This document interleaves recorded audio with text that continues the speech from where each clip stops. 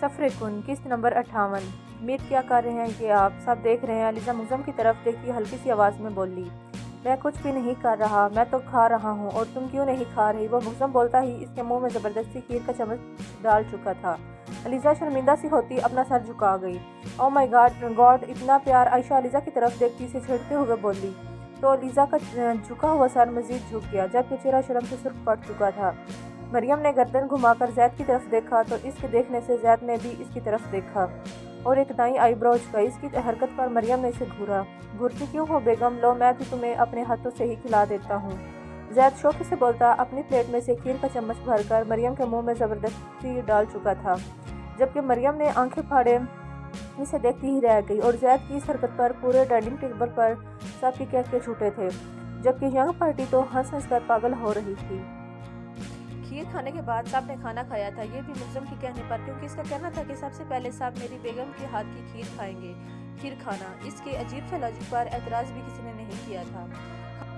کھانا کھانے کے بعد سب بڑے ایک طرف اور ینگ پارٹی ایک طرف بیٹھی تھی، جن میں علیزہ موجود نہیں تھی۔ وہ سب بڑوں کے لیے چائے بنانے گئی تھی، جبکہ باقی سب باتوں میں مصروف تھے اور مغزم کی نگاہیں بار بار علیزہ کی تلاش میں تھیں، اور آخرکار اسے اپنے دل کا قرار نظر آ ہی گیا، جو اس کی طرف آنے کی بجائے اپنے بھائی کی طرف جا رہی تھی۔ علیزہ کچن سے نکلتی باہر لان میں آئی جہاں سب موجود تھے۔ علیزہ نے آسم کی طرف دیکھا جو بہت چپ چپ سا تھا۔ علیزہ اسے دیکھ کر مسکرائی اور چلتی آسم کی طرف گئی۔ علیزہ نے اس کے قریب جاتے اسے پکارا، جی آپ کی؟ آسم علیزہ کی طرف دیکھ کر مسکرایا، کیا بات ہے؟ میرا شہزادہ اتنا چپ چپ کیوں ہے؟ علیزہ اس کے ساتھ بیٹھتی بہت پیار سے پوچھ رہی تھی۔ کچھ بھی نہیں آپی، آسم مسکرا کر بولا، کچھ کیوں نہیں؟ کچھ تو ہے۔ علیزہ اس کے اور قریب ہوئی۔ آپی سچ بتاؤں تو آپ کے بغیر دل ہی نہیں لگتا، آپ کو مس کرتا ہوں۔ اب تو میں اسٹرابیری شیک بھی نہیں پیتا، کیونکہ وہ تو میں آپ کے لیے بناتا تھا اور آپ کے ساتھ پیتا تھا، آسم علیزہ کی طرف دیکھتے ہوئے بولا، جبکہ اس کی باتوں میں صاف اداسی جھلک رہی تھی۔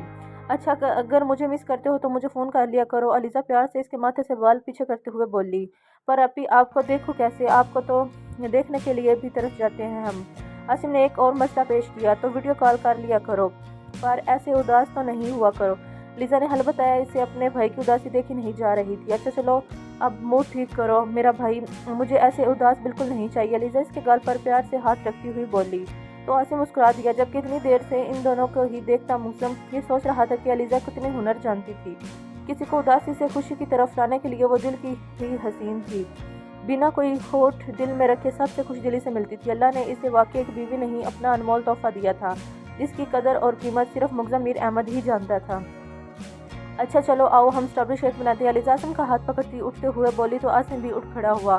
وہ دونوں باقی سب سے بے نیاز اٹھتے وہاں سے چلے گئے۔ یہ دونوں کدھر گئے؟ عائشہ آسم اور علیزہ کی پشت کو دیکھتی ہوئی بولی، جو اب حویلی کے دروازے پر تھے، جاؤ پوچھ کر آؤ۔ مریم عائشہ کی طرف دیکھتی ہوئی بولی، اچھا۔ عائشہ اٹھ بھی گئی۔ پاگل لڑکی، کوئی کام ہوگا تب ہی تو وہ دونوں اکیلے گئے ہیں، عقل سے بھی کام لے لیا کرو تم۔ مریم عائشہ کا ہاتھ پکڑتی واپس بٹھاتے ہوئے بولی، جبکہ عائشہ نے منہ بنا کر مریم کی طرف دیکھا اور دوبارہ پھر سے باتوں میں مصروف ہو گئے۔ سب لوگ واپس جا چکے تھے اور اس وقت علیزہ کچن میں کھڑی اپنے لیے کافی اور مغزم کے لیے چائے بنا رہی تھی۔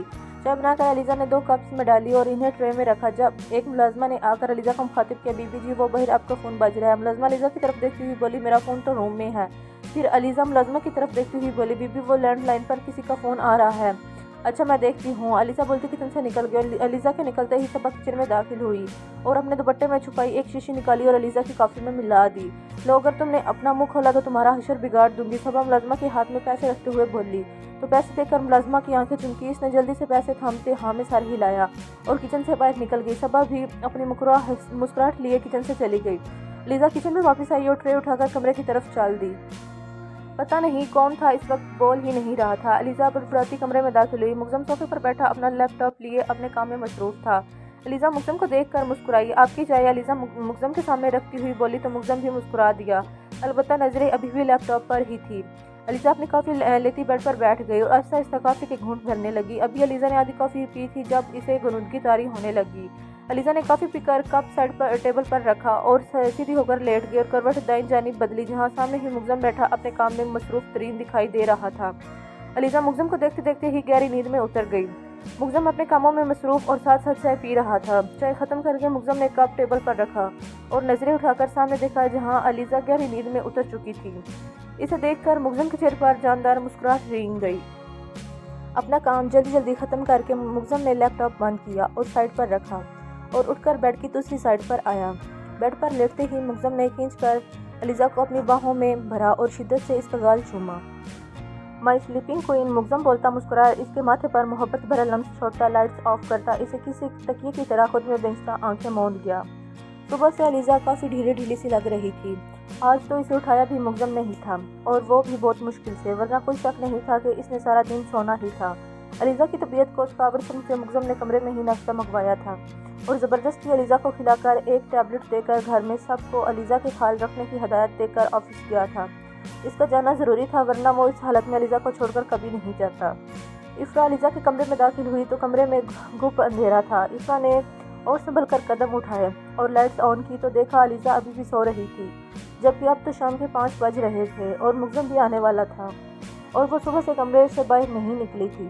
بھابھی آپ ٹھیک تو ہیں؟ افرا پریشانی سے علیزہ کی جانب بڑھی۔